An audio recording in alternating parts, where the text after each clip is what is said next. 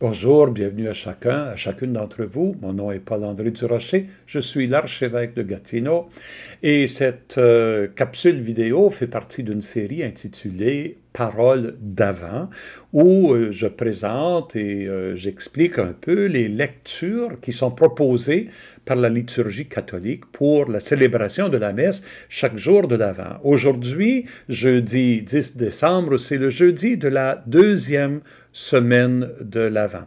Et si vous m'avez suivi jusqu'à date, vous êtes conscient que la liturgie, elle nous propose des textes du prophète Isaïe. On avance tranquillement à travers ce très long livre, il y a 65 chapitres dans le livre d'Isaïe.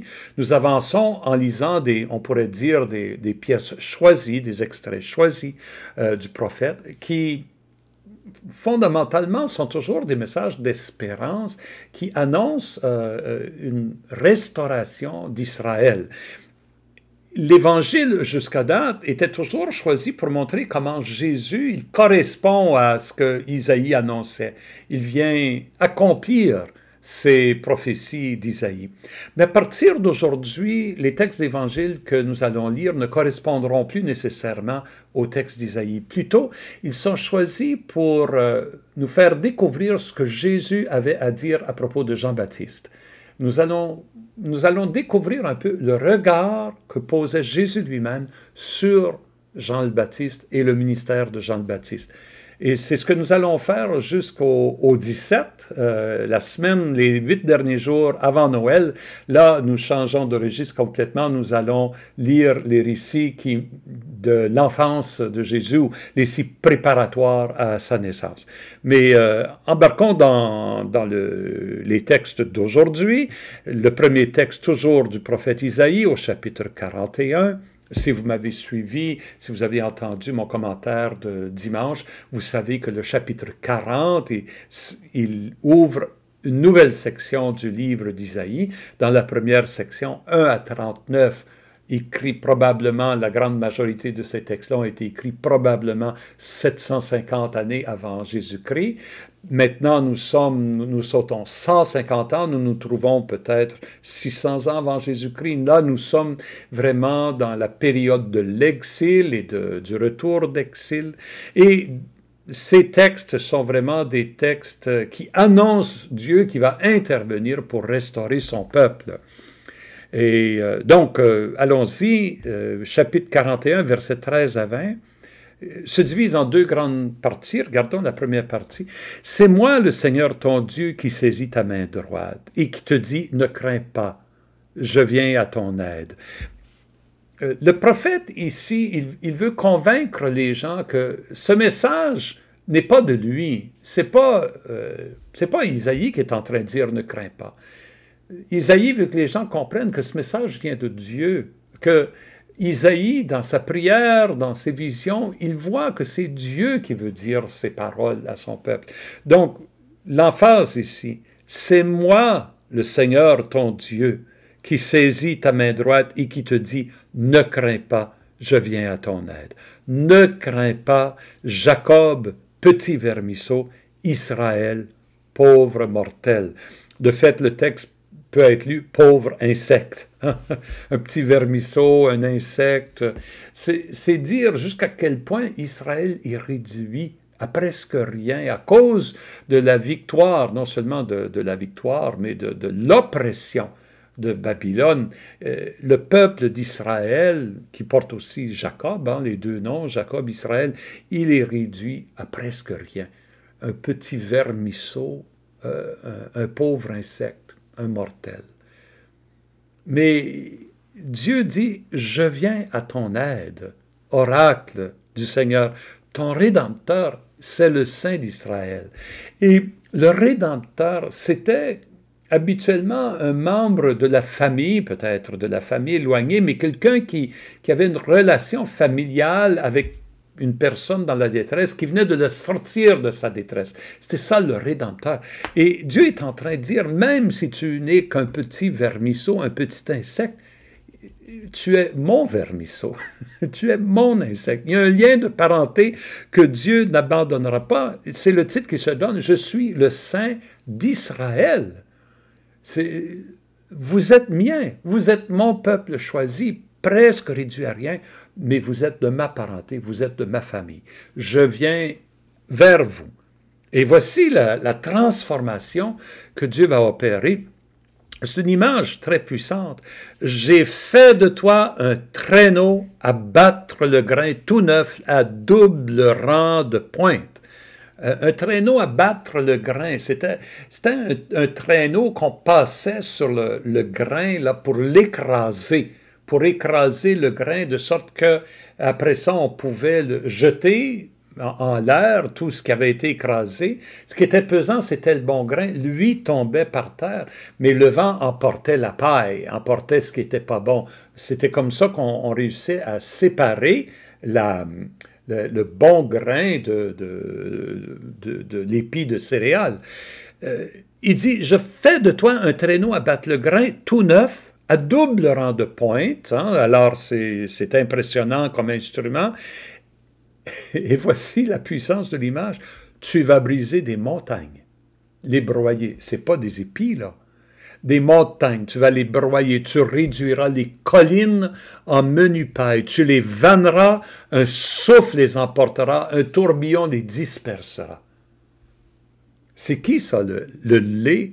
Qui va se faire broyer? Qui va être dispersé ainsi? Évidemment, c'est Babylone. L'oppresseur, la forte montagne qui t'écrasait, elle va être réduite à rien. Je vais me servir de toi, Israël. Mais il ne faut pas que Israël s'enorgueillisse. Il ne faut pas que Israël pense que le peuple lui-même s'est libéré de ses propres forces et l'auteur de son propre salut. Non, toi, le prophète dit, mais toi, tu mettras ta joie dans le Seigneur. Je vous rappelle que le Seigneur, dans l'Ancien Testament, nous disons le Seigneur, dans le texte, c'est écrit Yahvé, qui est le nom du Dieu d'Israël. Tu mets ta joie dans Yahvé, le Dieu d'Israël, le Seigneur. Dans le Saint d'Israël, tu trouveras ta louange. Alors, ce texte annonce un revirement, que Babylone va être écrasée, que Israël va sortir triomphant, mais que c'est l'œuvre de Dieu. Deuxième section de cette prophétie aujourd'hui. Les pauvres et les malheureux cherchent de l'eau et il n'y en a pas. Leur langue est desséchée par la soif. Mais moi, le Seigneur, Yahweh, je les exaucerai. Moi, le Dieu d'Israël, je ne les abandonnerai pas. Ici, évidemment, les pauvres et les malheureux, c'est qui? Ça peut représenter Israël.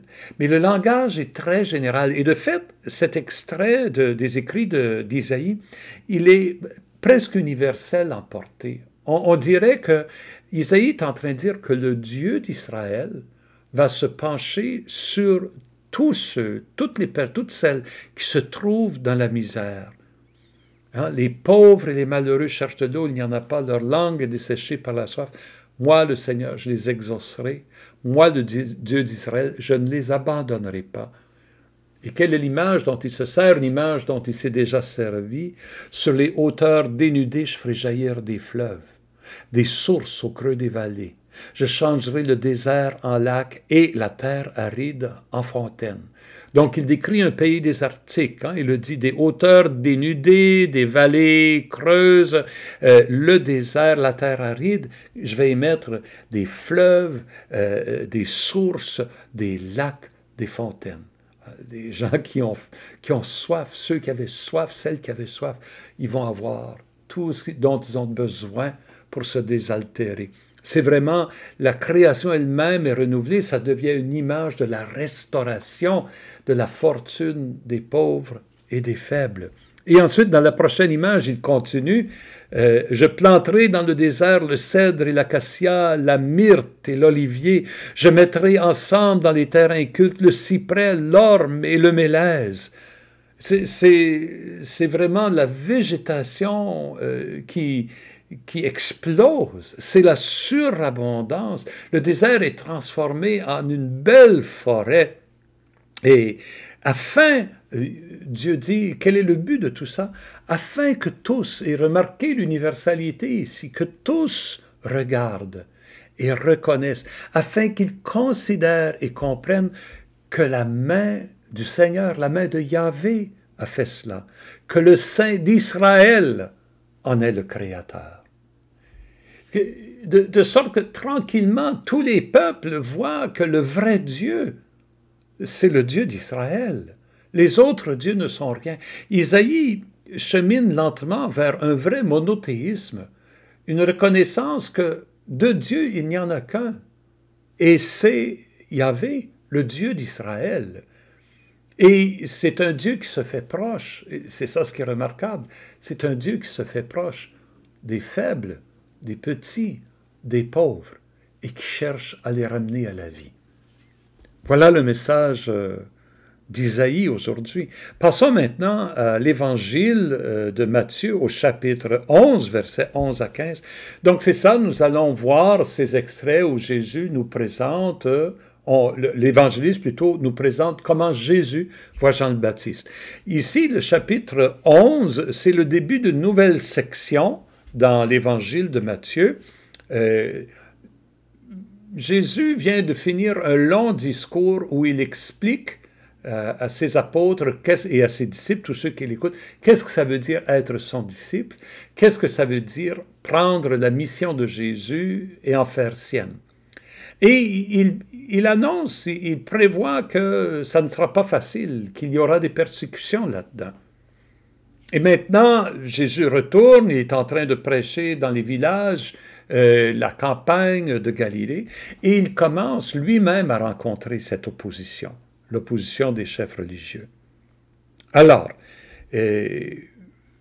ce texte suit qu'est-ce qui est arrivé. Jean-Baptiste est en prison, il a envoyé de ses disciples demander à Jésus s'il est vraiment le Messie. Jésus lui dit, allez dire, vous voyez tout ce que je fais, je suis en train d'accomplir les prophéties de guérison d'Isaïe. Et là, il se tourne vers la foule, puis il se met à parler à propos de Jean-Baptiste lui-même. Amen, je vous le dis, amen. En vérité, c'est une expression de solennité dont Jésus se sert ici. Parmi ceux qui sont nés d'une femme, nous sommes tous nés d'une femme, donc il dit dans toute l'humanité, parmi ceux qui sont nés d'une femme, personne ne s'est levé de plus grand que Jean le Baptiste. C'est tout un compliment que Jésus fait là. Il élève Jean-Baptiste, il le met sur un piédestal, il est en train de dire c'est la plus grande figure de l'histoire humaine, plus grande qu'Alexandre le Grand, plus grande que l'empereur romain qui règne présentement. Personne ne s'est levé de plus grand, et plus grand que Moïse. Pour les Juifs, c'est incroyable. Plus grand que Moïse, qu'Élie, qu'Isaïe. Et cependant, Jésus dit, le plus petit dans le royaume des cieux est plus grand que lui. Qu'est-ce que Jésus est en train de dire ici? Il faut comprendre que dans l'évangile de Matthieu, il y a comme 3 étapes dans le royaume de Dieu, dans l'avènement du royaume. Il y a l'annonce du royaume chez les prophètes. Il y a l'inauguration du royaume dans le ministère de Jésus et dans sa proclamation. Et il y a l'éclatement du royaume avec la résurrection et l'envoi des apôtres, des disciples, pour porter la bonne nouvelle au monde entier. Il y a 3 étapes. Donc, l'annonce par l'Ancien Testament, le ministère de Jésus qui inaugure le royaume et l'annonce à Israël, et après la résurrection, l'éclatement du royaume avec l'annonce du royaume à l'univers. Alors, cet avènement du royaume lors de la résurrection de Jésus, évidemment, Jean-Baptiste n'en fera pas partie. Jean-Baptiste va mourir avant. Il va être décapité dans la prison où il se trouve, la prison du roi Hérode. Alors, Jean-Baptiste ne verra pas la résurrection de Jésus. Et c'est ce que le texte sous-entend. Ceux et celles qui seront témoins de la résurrection de Jésus, qui connaîtront la puissance de l'Esprit Saint, même le plus petit d'entre eux, la plus petite d'entre elles, sont plus grands pas dans le sens qu'ils ont plus d'honneur, mais ils sont choyés, ils sont bénis, ils sont heureux d'une façon que Jean-Baptiste ne pourra jamais l'être. Oui, parmi ceux qui sont nés d'une femme, personne ne s'est levé de plus grand que Jean le Baptiste, et cependant, le plus petit dans le royaume des cieux est plus grand que lui. Depuis les jours de Jean le Baptiste jusqu'à présent, Jésus continue, le royaume des cieux subit la violence, et des violents cherchent à s'en emparer. C'est cette violence, cette opposition. Jésus l'a annoncé dans son discours. Jean-Baptiste le subit, il est en prison, emprisonné par Hérode. Jésus va commencer à le subir. Oui, le royaume des cieux subit la violence et des violents cherchent à s'en emparer pour l'empêcher de se répandre, pour l'empêcher d'atteindre. Il y a des gens qui sont contre le projet de Dieu. C'est ce que Jésus est en train de dire.